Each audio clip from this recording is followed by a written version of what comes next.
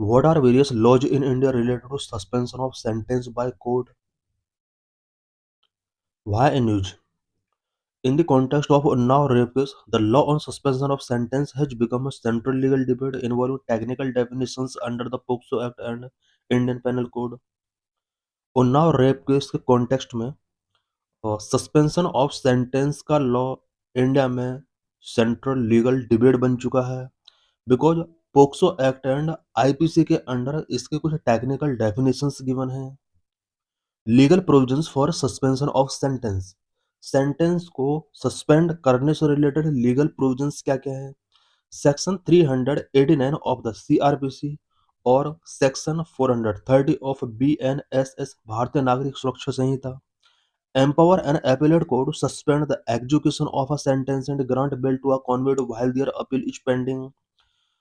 CrPC के section 389 के according and भारतीय नागरिक सुरक्षा संहिता सेक्शन 430 के अकॉर्डिंग किसी भी एपेलेट कोर्ट को एग्जीक्यूशन ऑफ सेंटेंस को सस्पेंड करने के लिए यहाँ पर एम्पावर किया गया है और इस केस में बेल ग्रांट की जा सकती है जब तक अपील पेंडिंग है। Judicial discretion, suspension is not a routine right. Court must record reason in writing and consider factors like the gravity of offense, the likelihood of the appeal succeeding, and the safety of survivor। Suspension of sentence जो court को right मिला हुआ है ये routine right नहीं है। Court को इसके रीजन को रिटनली यहाँ पर रिकॉर्ड करना होगा एंड इसकी ऑफेंस की ग्रेविटी से रिलेटेड फैक्टर्स को यहाँ कंसिडर करना होगा। उसके बाद ही सेंटेंस को सस्पेंड किया जा सकता है। इसी के अंडर यहाँ पर ये भी देखना होगा कि सर्वाइवर के लिए सेफ्टी से रिलेटेड चैलेंज तो क्रिएट नहीं हो रहे हैं। The Unnao rape case legal conflict, Unnao rape case के रिलेटेड यहाँ पर लीगल कॉन्फ्लिक्ट्स क्या क्या हैं। On December 23, 2025, the Delhi High Court suspended the life sentence of convict Kuldeep Singh Segar. However, the Supreme Court stayed this order on December 29, 2025, raising several substantial questions of law. Definition of public servant.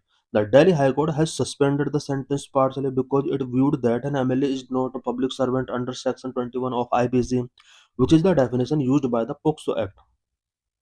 Delhi high court ने Unnao rape case में convict Kuldeep Singh Sengar को यहाँ पर life sentence से इसलिए free किया because high court ने देखा कि एमएलए जो होता है वो पब्लिक सर्वेंट नहीं होता है अंडर सेक्शन 21 ऑफ आईपीसी, जिसको पोक्सो एक्ट के द्वारा जिस डेफिनेशन को यूज किया गया उसमें एमएलए को पब्लिक सर्वेंट के तौर पर काउंट नहीं किया गया।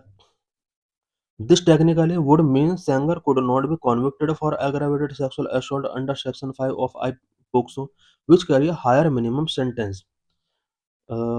ये जो टेक्निकलिटी है ये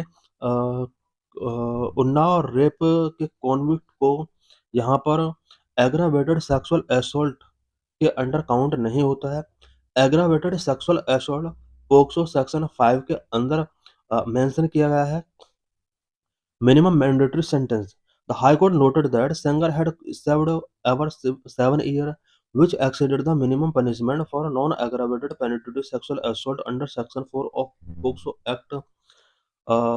हाई कोर्ट ने नोट किया कि सेंगर को जो पनिशमेंट गिवन किया जाना चाहिए ऑलरेडी वो 7 ईयर कंप्लीट कर चुका है बिकॉज पोक्सो एक्ट सेक्शन 4 के अंडर ही इसको पनिशमेंट को काउंट किया जा सकता है। IPC conviction overlooked.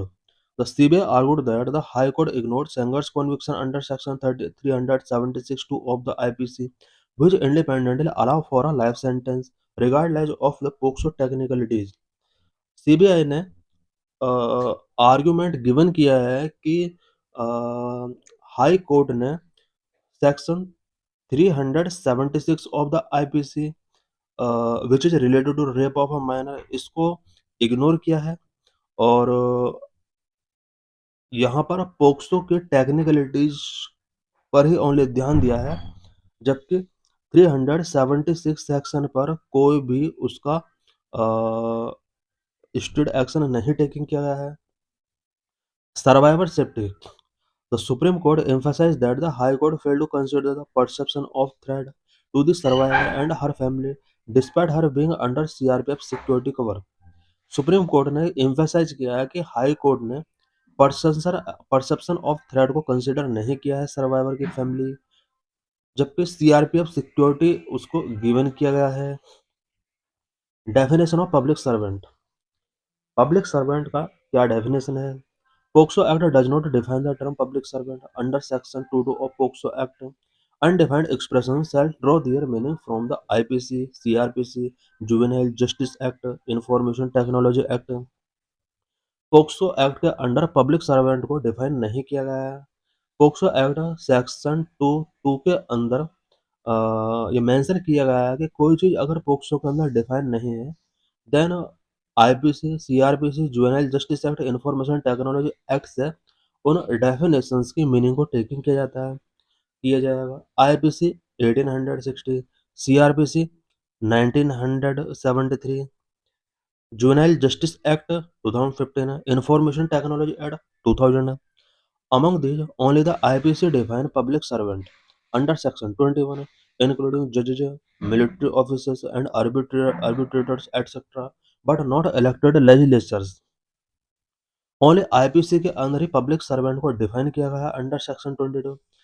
इस डेफिनेशन के अकॉर्डिंग जजेज, मिलिट्री ऑफिसर्स एंड आर्बिट्रेटर्स को पब्लिक सर्वेंट यहाँ पर काउंट किया जा सकता है, बट इलेक्टेड लेजिस्लेचर्स को यहाँ पर पब्लिक सर्वेंट काउंट नहीं किया जा सकता।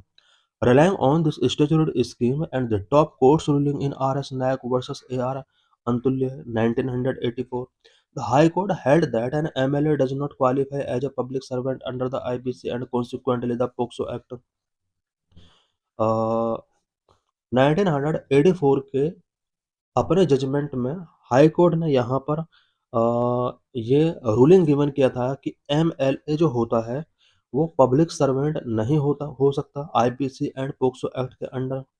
This is different from the trial courts approach which had sustained Sengar's conviction under section 5C, prevention of corruption act 1988। Trial court imported the broader definition of public servant from section 28 of the Prevention of Corruption Act 1988, which include any person holding an office to perform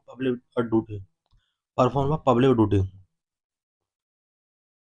trial court ने public servant का जो definition taking किया है वो prevention of corruption act 1988 के section 28 से taking किया गया है, जिसमें कोई भी ऐसा पर्सन जो पब्लिक ड्यूटी परफॉर्म कर रहा है और ऑफिस होल्ड किया हुआ है उस पर्सन को यहाँ पर पब्लिक सर्वेंट के तौर पर देखा गया है।